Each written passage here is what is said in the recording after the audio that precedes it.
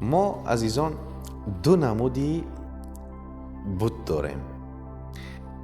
اگر دغل نباشد میگویم که یک هنرمند ذوقش رو، دیدش رو به یک نفری که محبت دارد، به یک نفری که تاریخی است و واقعا ارزشمند است پیکری او را میسازد و او را ما بسیاری ها نام میگذارند شاید بت.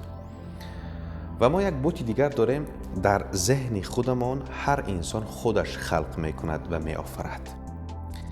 این یکمی چندان خطرناک نیست، یعنی با چند بار دیدن شاید از ذهن ما فراموش می شود و یا نادیدش میگیریم.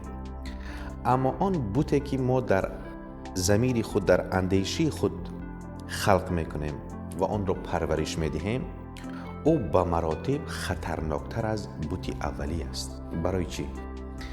زیرا یک اندیشه نادرست، یک اندیشه نقصدار، آن یک بتی است که او را ما ساخته ایم و ما هر روز این آن بت در اندیشه ما حضور پیدا میکند، نمایان میشود و ما با او کار میگیریم.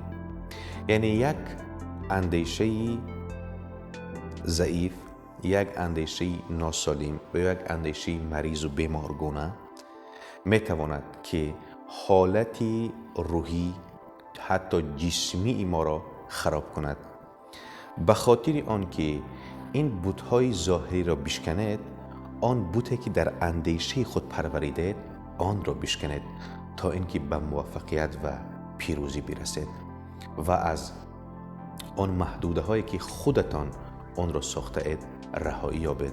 و وقت فراموش نکنید که وقتی که اندیشه ما با چیزهایی به مانند بت‌های نالازم ساخته شده است، بت‌های زیادی نالازم را ما در اندیشه ما خلق کردیم، اگر آنها را خراب نکنیم ما اندیشه سالم را نه تربیت، نه دریافت و نه بازیافت کرده میتوانیم.